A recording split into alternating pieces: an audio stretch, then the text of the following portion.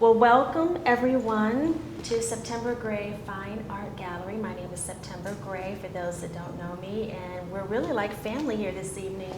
So thank you for coming and celebrating this beautiful body of work by Gabrielle Torres, The Curious Case of the Reclaimed Nirvana. So beautiful title along with beautiful work. This is our second show together, Gabe. Our first one was it 2 years ago? Maybe, yeah, I think about 2 now, yeah. Right out of grad school, and I had the pleasure of meeting Gabe. She came in the gallery and was fascinated by her work, but I said, let me come to Savannah and actually see your work in person. And when I saw the work, I knew immediately I wanted to show the work. It moved me, as you can see. It's beautiful. There's a lot going on in the work, and we're going to talk about that. We're going to talk about the title of the show. We're going to talk about Gabe's background and what she's doing right now in Savannah. But I first of all want to say thank you and welcome. Thank you, again. September. Thank you for coming. Thank you guys for coming. I appreciate it. This is such a delight to have you here and have this body of work. Again, your work just makes me feel so good. There's a lot of joy in the work. I know it's biographical, it's family, it's children. It's just a lot of joy, the colors, the vibrancy, the textures. I can't wait for you to talk about the materials and the work. It's a fascinating story. I think you all will enjoy. But I want to read your artist statement, which is quite beautiful and very different from our first one. Yes, it is. So, again, this is The Curious Case of the Reclaimed Nirvana. Once upon a time, in a tolerable land, lived a painter near the blistering, humid sea. Well, some might compartmentalize her as a painter, but she was rather unconventional maker. Elizabeth spent the majority of her time subconsciously daydreaming, living in a fantastical, imaginary, and whimsical environment. Although somewhat childlike, this escapism helped her repurpose and reclaim her views on a desolate yet auspicious world. Consequently, filling her work with upcycled materials, emphasizing the transcendence from old to new, Elizabeth often plunders through her thrift store-sized studio, twisting, braiding, and stripping materials from the different seasons of her family life. Sheds of floral sundresses loop between faded army fatigues, weaving tapestries of domesticity through material play. These sculptural paintings often depict family members that dematerialize as soon as they take form. The rhythms of life's necessities form a mycelium-like matrix in Elizabeth's resurfaces. As ephemeral days evolve, the fabrics change, and the shredded bags and bits of wedding dress unfurl like a lifelong scroll, telling the story of a maker, riding the waves of life. Elizabeth is pleased and cannot help but marvel in a conscious nirvana. Nirvana, the curious case of the reclaimed nirvana. Well, before we even start with the title and why you entitled the work The Curious Case of the Reclaimed Nirvana, let's start with your background, because I want to give people an idea of who you are and how you came to be this amazing artist that we're looking at right now. You were born in Philadelphia, but raised in Sumter, South Carolina. Correct. So from Philly to Sumter, now in Savannah, as you were transitioning, how did all of this evolve into Gabrielle Torres, the artist? Well, it kind of makes me think of a question that I was asked earlier today. It's like, how long have I been doing this? So it felt like kind of a conundrum of a question, like where do I start, like doing which aspect of it?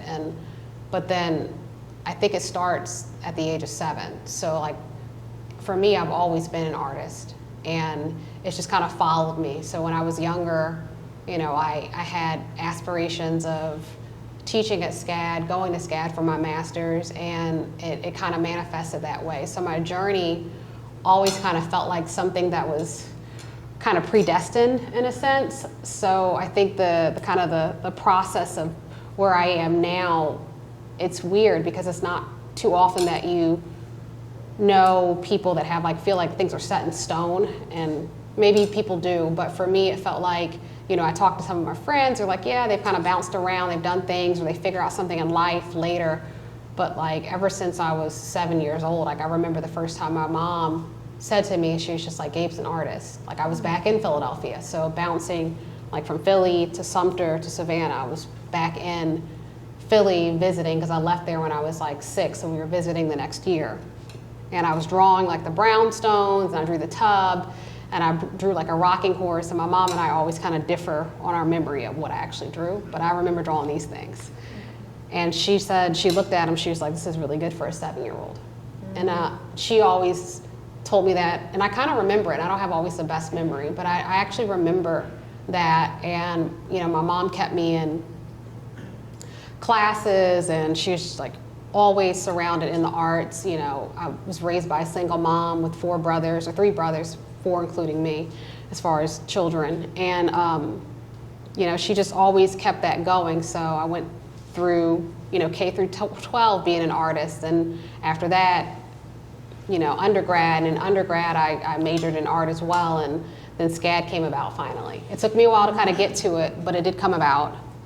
And so the journey always kind of felt like it was predestined in a sense. Like it was already there. And during my my MFA grad school graduation, my mom gave me this plaque, and it was a framed like notebook paper that said, it was something that written in chicken scratch that I wrote when I was little. It said, I want to graduate, or I want to go to SCAD, and I want to teach at SCAD. And it was like this, it was misspelled words, which I still do now, misspelling everything. And it was just like this little thing, when we had this moment where we just cried, because it was like my graduation, and then within 6 months I was teaching at the university. So, it's been a very fortunate journey to just excel and be blessed to be able to have these opportunities, but it felt more of a predestined thing for me. Right. And when I look at your work, you're using all of these different materials. I call it a nonconformist artist. You're just not painting. You're using, plastic. You're using materials, used clothing. Talk about your use of material and how that came about in your work, and the blending of your family. Because I want to talk more about that, because I feel like in this society, a lot of us were in blended families in society. We're blended together, and you've done it so beautifully through your work, and I appreciate that. Talk about that, and using your family and the materials, and how you came about deciding this is how I'm going to use my talents, and how I'm going to paint, and layering and using different materials.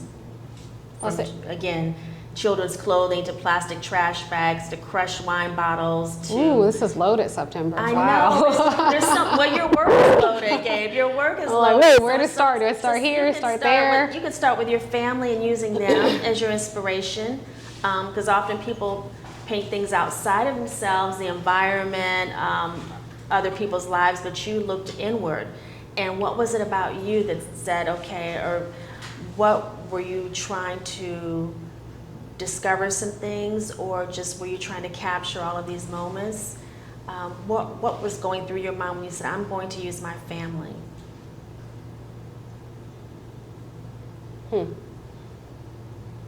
Well, I think that a lot of times artists create by what they're surrounded by the most.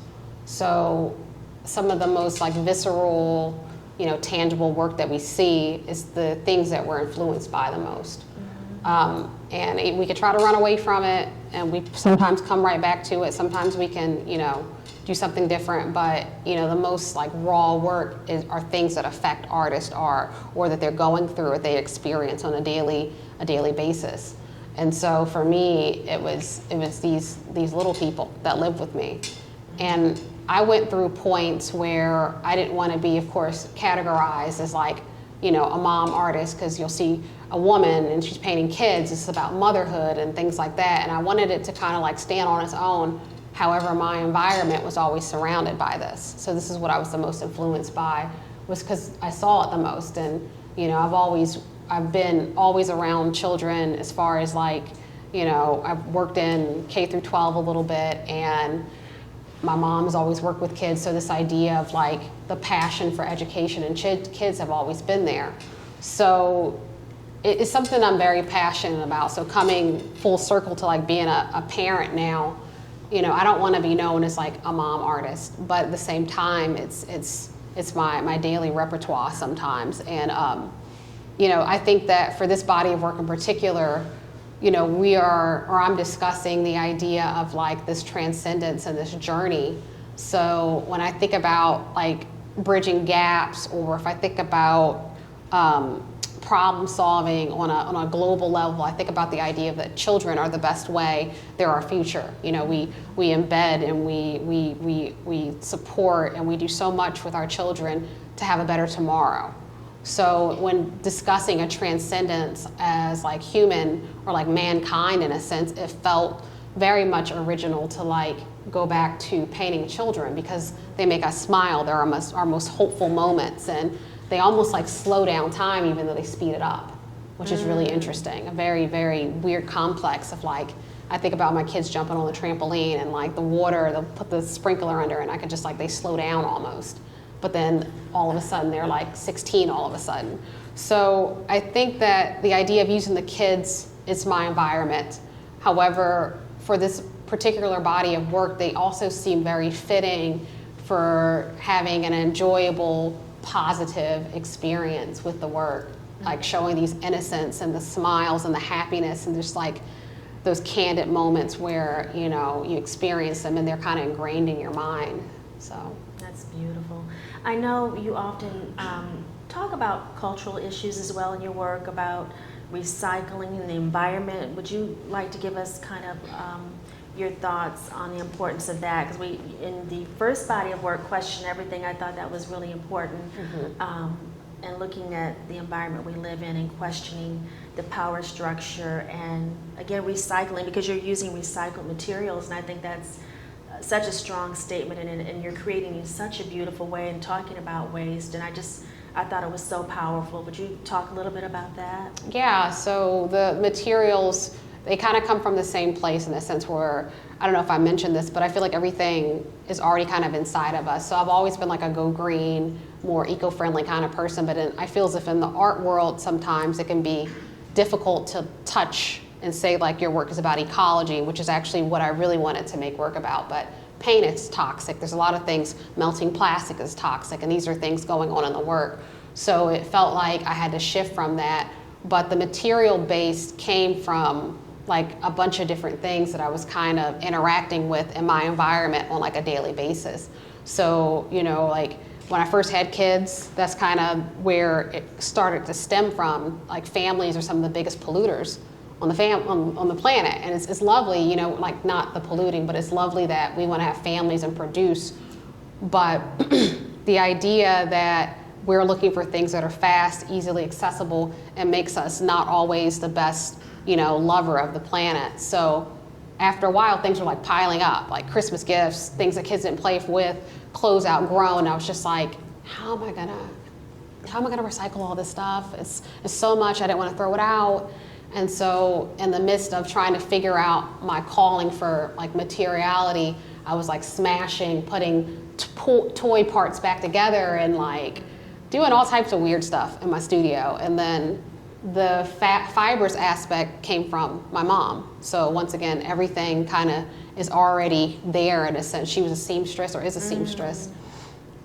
And you know, she made my wedding dress and everything, and I always like, you know, being tactile with things. So I was saving their clothes. And so I think all of it coming together to a head, like I'm a thrifter, so I'm always thrifting, looking for like secondhand, repurposed stuff, trying to figure out a way to upcycle. So although I couldn't make the work 100% about it, you know, there are still like some hints or some odes to it in the work. And yeah.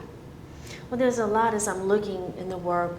I see the figurative parts, but I also see abstraction as I look all over the work. So talk about your influences on your work, and if are there any other artists that you, as you're, you know, studying, and you're, of course, you're a professor at SCAD and you're seeing work all the time, but who are your influences when you think about the work that you say, okay, this really influences this part of my work and what I'm working on now, because I believe most artists have other artists that influence them in some way. So it's going to take me a sec to think about this, because of course we have the loom paintings that are in here, and I think that there's like bits and pieces taken from different artists, and then I very much enjoy like abstract work, and then I enjoy figurative work, and then my favorites are when they collide together. It's like collage, abstract, and figurative all in one. So there's an artist, I'm not sure, Toya or something like that, but I always forget her last name. And she's one of my, I'll have to look it up later, but she's one of my bigger influences as well for like combining abstraction and figurative work. I love Jordan Castile, her figuratives, her narratives that she shows, and like the rawness. Let's see, I'm a big fan of Jamel Wright's work and the abstraction there, textiles. Yes. Sheila Hicks we were talking about earlier. There's a lot. Elana Tusi, especially for my loom pieces. The idea that they never should take the same form. They should be displayed differently and take on a new meaning every time. So that's, and I know I'm leaving so many out, but those are just some of the first ones that like come to mind when I think of it. I love it. I want you to talk about at least one of your pieces, but I love to ask this question when I'm having artist talks with my artists. Oh, did we lose? Okay. As a woman artist, is it important for you to be known as a woman artist, an African American artist, or a great artist? You know, often they put these titles on artists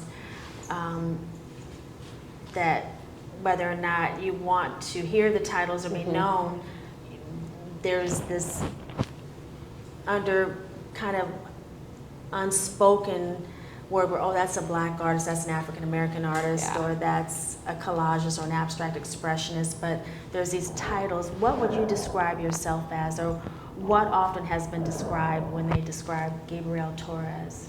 I'm only smiling because this is, I see myself as an artist, so I encompass all of that. You know, I am a female artist, I am a mother artist, I am a black artist, and I wear all these hats very proudly, but I also just identify as an artist in general. And I think sometimes we get really dead set on like these compartmentalizations and like putting things in boxes. And sometimes, I mean, you don't need to be put in a box. And, you know, I think through American society, we have seen the negative effects of like being put into boxes as well, and we get really dead set on these things. And I think that for me, it was just important to be known as a maker, you know. So yeah. A great artist just happens to be an African American woman, and a right. mother, and a wife. So many and of a these things. daughter. I'm all of these things. But sometimes once you start putting people into these like categories, it's like you're excluded from this, which should not be the case, but unfortunately that is the case. So that there are sometimes freedoms that come with being certain types of artists. And you know, like people do interviews and they're like, this African American artist, but would they say this about a white artist? Right. Why? Like would they? And then as soon as you say you're a woman artist, like it's to me it's just the art. It's art for, so cheesy, but art for the sake of art. Like we don't need to put these categories on things. For some reason need labels. I remember doing a show and someone said, well, is this a white Cuban or a black Cuban? And it caught me off guard. I was like, he's Cuban. But she really wanted to understand, well, is he dark or fair? That was her question, because for her it was like, I'm going to buy this work if he's more, from lesser words, I guess, a dark skin, he's more Cuban, I'll buy the work. But if he's not, if he's a fair skinned Cuban, then I don't consider him to be a black artist. And I thought that was really interesting to, you know, ask that question. I thought, why does it matter? The art is amazing. You love this work, so why does it matter? I mean, and at the end of the day, there are these like nuances where, like me as a black female artist, I want to empower other younger generations of black female artists. Let's say we're like listening to a podcast or you're reading it.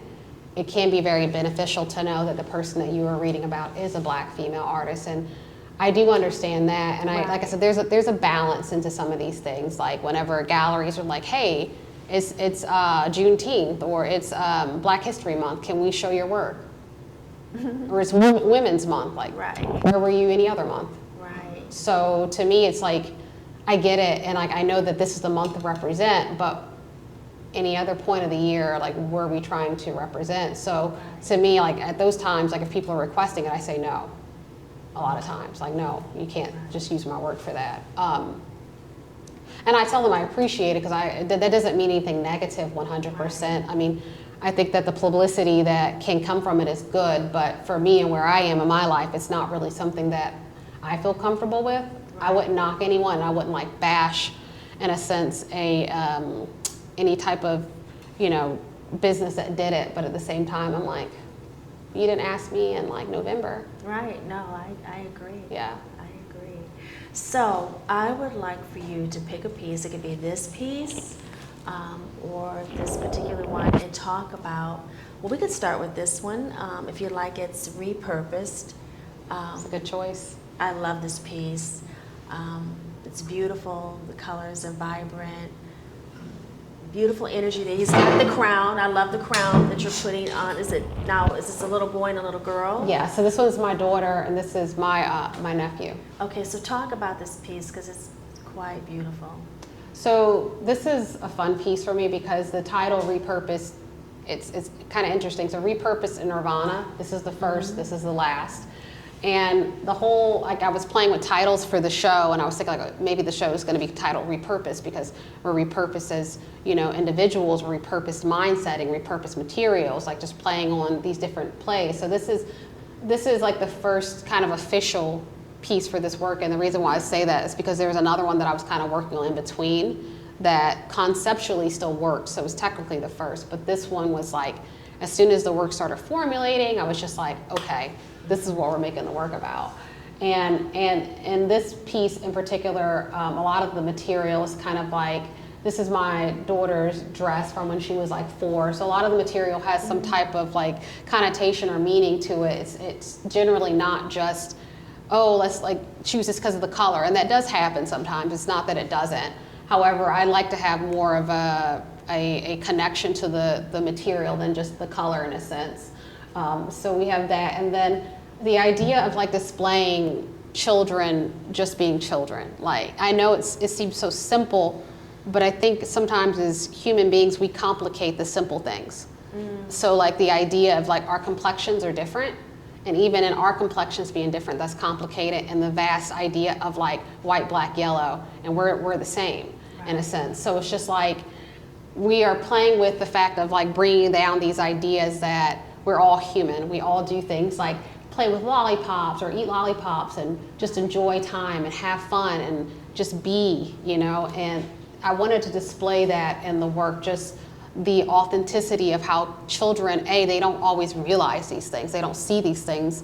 They don't 100% see color. And I say it like that because my kid said something really weird one day. I was like, I didn't teach you that. You haven't been to school, so why did you say that? So they do see it, but some of the things taught with it are taught in a sense. So I wanted to display just children at their most, beautiful, natural being and just living their best life. So we have like some cuts of recycled plastic bags in it. I wanted to use a contrast of like the army fatigue material with the pinks, just a contrast of like what we deem as masculinity versus femininity, and emphasis on the word deem of classifications because it easily could have been reversed. Right. And it works beautifully. Thank you.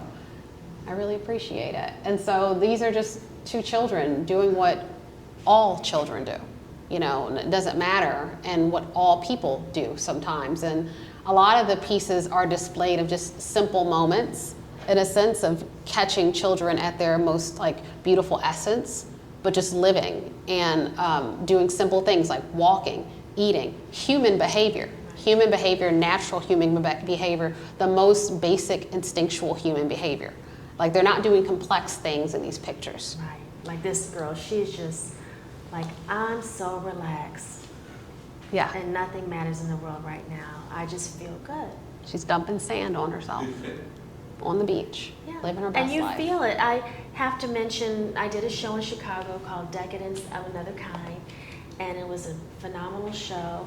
And Gabe had a piece called Me and My Crew Part 1, and it was a birthday party for 5 cousins, and the birthday boy had on the crown.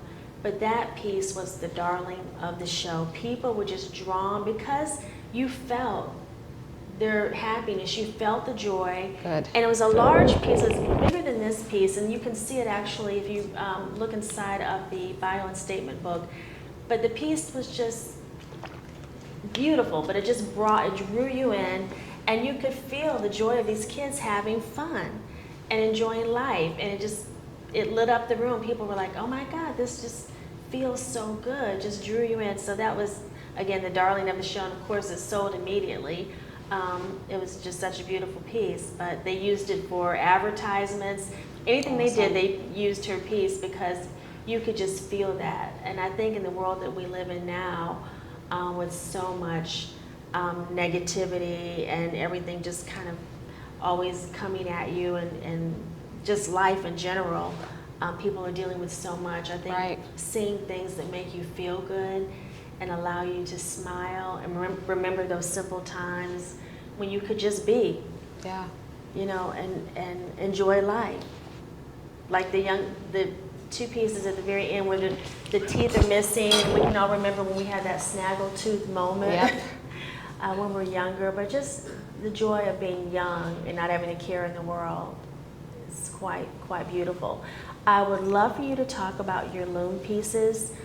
It's not a big part of the show, but it's a big part of the work you do.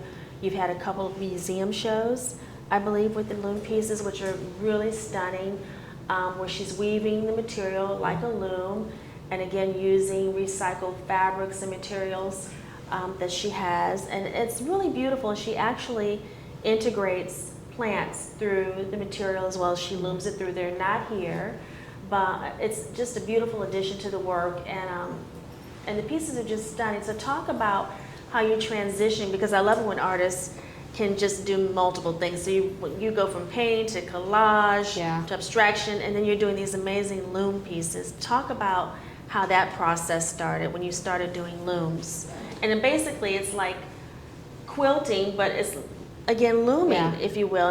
It's so different, but it's so beautiful. So that began when I was in graduate school. All of this work, this entire, like the process of making the work and the process of making the looms all began in graduate school. And this style was for my thesis.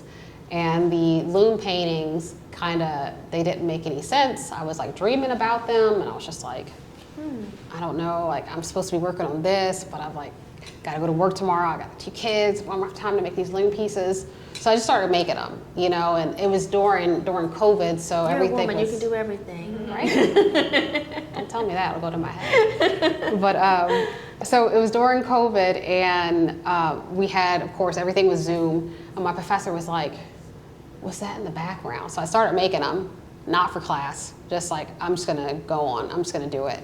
And he was like, I was like, don't look at that, don't look at that. We're talking about some paintings right now. And he was just like, well, are you making like work on top of work right now? And I was just like, yes, I am.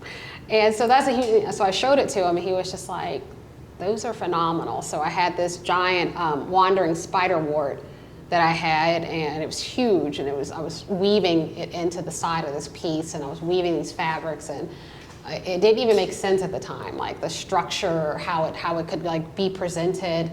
It was hard to move when I finally presented it because it was the first one. But that was kind of the beginning of it. And eventually I did find the connection of the materiality. At first I was just like, I don't understand how they connect. And my professor was like, you use fabric, it's material. You're a material-based artist. You enjoy using. I was like, oh, right, that makes sense now. So it started to kind of manifest and come together. But the loom paintings, I wouldn't say they're the opposite of the more traditional paintings, but there's a nice, for me, I'm all about balance. It's like my motto for life. A little bit of this, a little bit of that. Moderation is good. So these paintings are kind of like a joust. They're a little bit of an argument sometimes. Some of them argue a little bit louder than the others, and I need them to quiet down. And then sometimes they're more fluid, and just, it's a conversation being had. The process is more conscious in a sense, and there are moments where, when I'm creating, I kind of like, oh my goodness, a whole hour has gone past, I've got to go cook dinner. But for those, it's more of like, there's a lot of thoughts and planning that go into those. With the loom paintings, there's definitely a level of planning, more so like color scheme, feel, vibe, concept. But as soon as I figure out what the feel or the concept's going to be, they're very much improv. So I get a break. So I have these where I'm working and I'm like, I'm enjoying the fight. I love it. I love the argument. And then I have my loom paintings where it's just hours can go by. And I'm like, I'm done. And then the plants kind of come in because, we've already talked about, the ecology aspect, but also I do have a very sincere love for like gardening and plants. I'm a big gardener. But I think with my work, I'm always talking about resilience and growth. And those are two things that are very symbolic for it. Ephemeral aspects in the work, longevity. These are all points that are made in my work over and over and over again. So to bring in the plants felt very second nature, and something I did when I was younger. So once again, always like inside of me. And so the plants kind of swap out. They're live plants. And depending on, what the concept is, I might use, at first I was using English ivy. I went from English ivy to golden pothos. I've used the wandering spiderwort. I've used air plants, actually.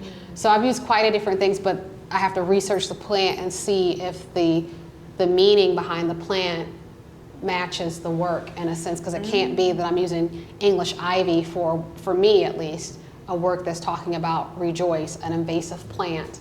So that's kind of how they're chosen, but every time the loom paintings are presented, they take on a new form. They're woven on wire, so they're very malleable, and you can hang them from the ceiling, you can put them in corners, and then the plants, they propagate throughout the show, so they're placed in water, and they kind of weave, and sometimes they grow, sometimes they die and wither away, and I like that aspect that they kind of choose in a sense. So yeah. I love that, resilience and growth. Beautiful, beautiful, beautiful. I would love for you and Jamel to have a conversation, since he works in materials and the Dutch wax cloth. I think that could be an interesting conversation between the two of you. Yeah. And using materials and the way you think, because you both use your art in such an abstract way, and discussing things. I think that's really and telling your story.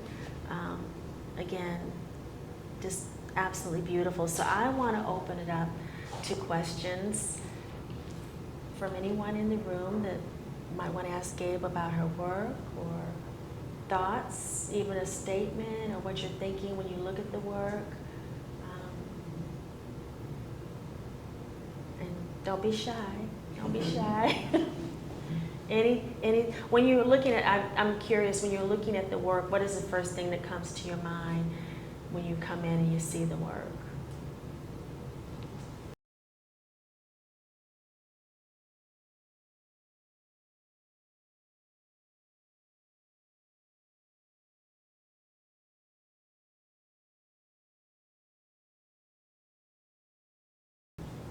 So a lot of the photos, I would say half for this body of work. I can't say all of it, but half of the photos I've taken myself, half were given to me. But the selection process goes through, of course, at first they have to be candid. They can't be looking at the picture like photo perfect, like straight in. It can't be anything like that.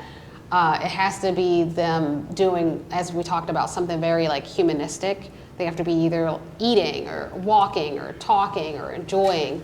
And then, of course, generally the joy is already in the photos for these. And for this particular body of work, I did look for me, some of the most, well, each painting has its own different thing going on. So they are packed full. Because I'm thinking about some of, like this piece over here in particular, with my father-in-law and my daughter, it was during Thanksgiving. And my father-in-law, a male, was doing like all of the cooking for Thanksgiving. Well, not all of it, but he was cooking something at that point in time. My daughter, a female, was just sitting there watching him cook. And to me, it was like this kind of like reverse in the kitchen of roles in a sense. And, they're just, enjoying themselves, not thinking about anything like that. But I thought, and then the community of them being together in that moment and the traditions that are being taught, even though she wasn't cooking. My father-in-law is Puerto Rican, so like he was making some type of dish that was, part of his culture. And so there's kind of packed full of different reasons why I choose the photos. Like for this one in particular, these two came from me and my crew, those photos that go along with that piece.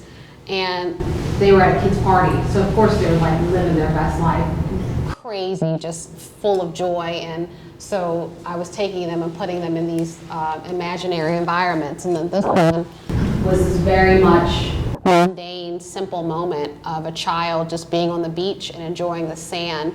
So they each kind of have like a standard of like, it has to check these boxes, but at the same time, there's something generally in the photo that like captures me. Yeah. And I know that, does anyone else have another question before I was going to mention something? Okay, so I know that we talked about some of the materials from the loom paintings, and I wanted to touch bases on like the material choice. I know I did mention like, with the flowers in this one, but generally all the materials and the pieces were given to me, or they're saved from my family, or like some of the newer fabrics that I got. I think I mentioned this on the opening, that I had a lady that gave them to me that her mother was a seamstress at SCAD. And the lady that was talking to me was in her 50s. So her mother had passed away and she had a room full of fabric. So to me, there's like these stories that are kind of passed down. All the fabric generally has some type of story to it. I never buy any fabric new. So although I might like buy wood to make the canvases, or I might buy new paint, the fabrics not generally, they're always repurposed. They're never new. And of course, like all the fabric that the woman gave me, they maybe bought at one point new, but by time now it's gone through, it's gone through the daughter's hands, and now it's gone to my hands, and it smells different. And like, I look at this stuff in my studio, and I do wonder the stories that have gone behind it. Same thing when I'm in a thrift store. I'm like, who's had this? What did this go through? Like, and not in like a bad way, just like in like a curious way. So it's the same thing with a lot of the materials.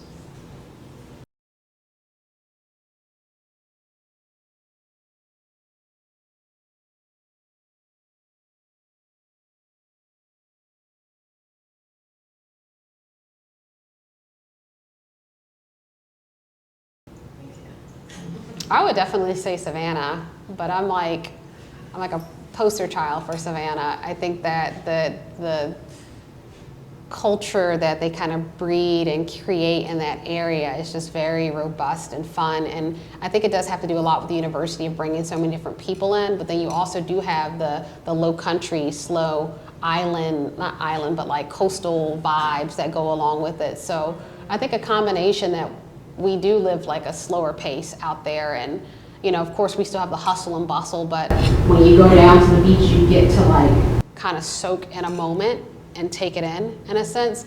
So for me, I think that the idea of the freedom that is promoted in Savannah is very, very helpful.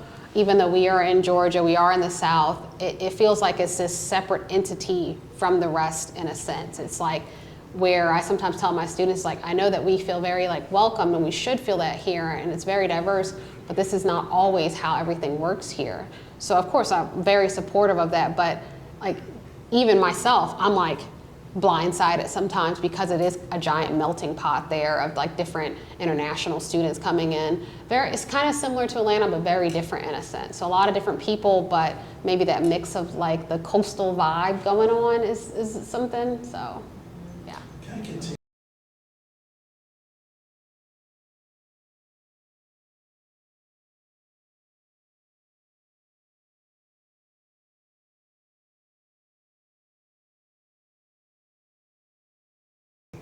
You don't see those kind of movies here in Atlanta. Well, your husband is from Puerto Rico. Mhm. Do you spend a lot of time in Puerto Rico, or do you get to travel there? Not yet. It's coming up. Okay. This particular image is from my nephews in Germany, though. But I will say that for me, it's not 100% important to mimic the colors in it. Sometimes it's a completely different color, so I'm not really quite sure. I mean, if the background kind of vibes conceptually, yes. And for that one, when we were doing like this contrast of, you know, the Kraken versus the cityscape, it seemed like important to put more of the background in. However, since I love abstract work, I don't feel the need to mimic some of the colors. Honestly, I've been pushing myself not to sometimes. Like, I think that, you know, we get kind of like, once again, set in, you know, this is the way. I kind of let it kind of speak for itself, and especially with the materials. So if you go over certain materials too much, to me, what was the point of even using it? Right. So like, you know, when I sew, so all of these are sewn together. These backgrounds, and all of it's stitched on the sewing machine. So they're stitched together, and then they're wrapped around the substrates, and then there's more material piled on top of that. So a lot of times, you know, I try to let the material speak, because I feel as if my work is more material based than actually, like, even though I use the photographs to work from, they're not 100% the first goal. The first goal is more so to capture that feel and to capture the materials. So I'm not really sure if, I would say that yes, it has to have an influence, because I do work from my photos, but I don't know if it's prominent.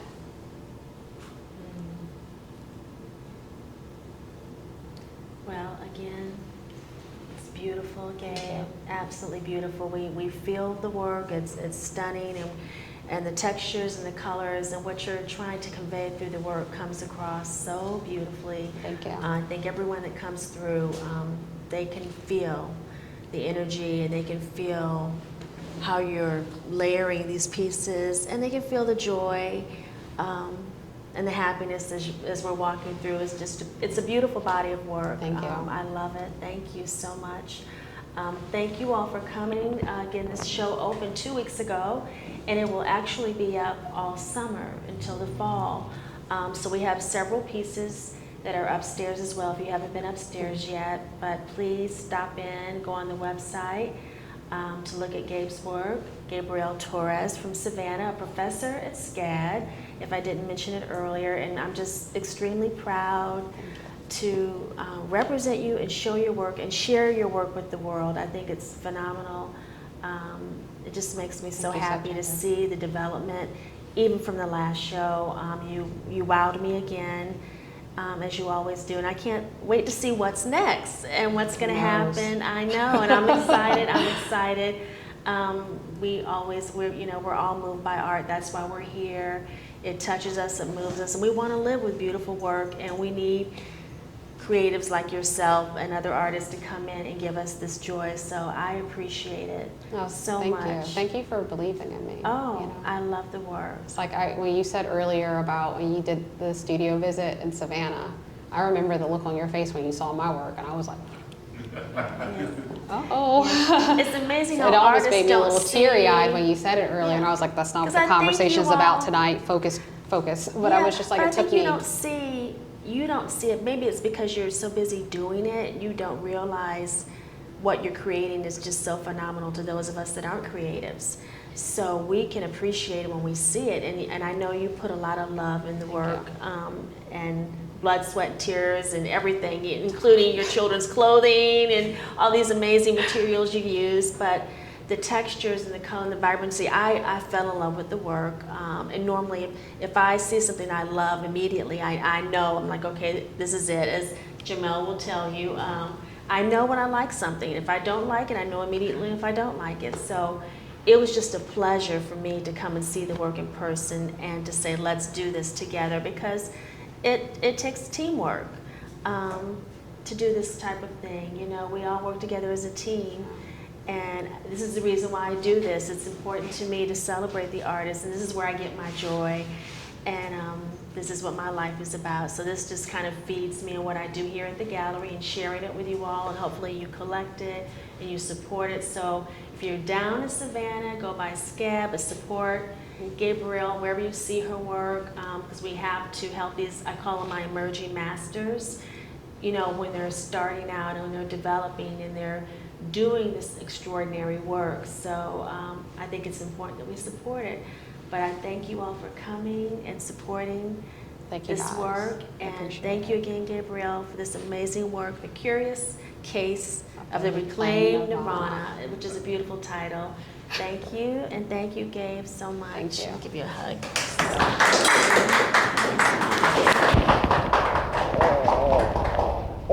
Thank you, thank you. Thank you, guys.